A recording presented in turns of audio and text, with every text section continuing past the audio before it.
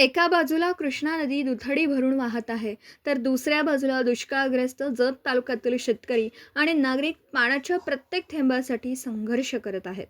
ही विसंगती दूर करण्यासाठी म्हैसाळ उपसा सिंचन योजनेचं आवर्तन तातडीने सुरू करून तालुक्याकडे पाणी सोडावं, अन्यथा शेतकरी आणि नागरिकांना सोबत घेऊन तीव्र जनआंदोलन उभारण्यात येईल, असा इशारा जय भीम क्रांती सेनेचे सांगली शहर जिल्हाध्यक्ष राजू कदम यांनी पत्रकार परिषदेत दिला. राजू कदम म्हणाले की सध्या वरच्या धरणातून मोठ्या प्रमाणात पाण्याचा विसर्ग सुरू असल्याने कृष्णा नदीत मुबलक पाणी उपलब्ध आहे. मात्र जत तालुक्यातील विहिरी, बोअरवेल आणि उपनलिका कोरड्या पडल्या आहेत.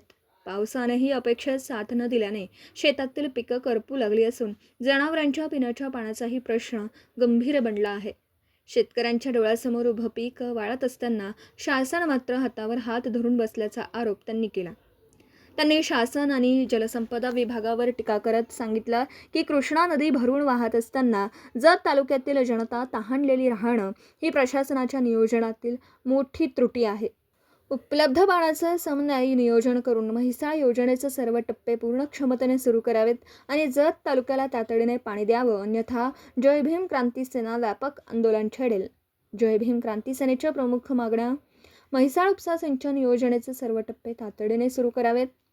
जत तालुक्यातील पाझर तलाव, साठवण तलाव आणि इतर जलसाठे तातडीने भरून काढावेत.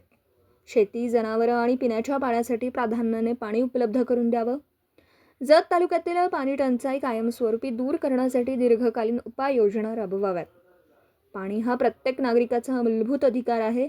जत तालुक्याला पाण्यापासून वंचित ठेवण्याचा अन्याय यापुढे सहन केला जाणार नाही, असा ठाम इशारा देत जय भीम क्रांती सेनेचे शासनाला तातडीने निर्णय घेण्याचं आवाहन केलं आहे.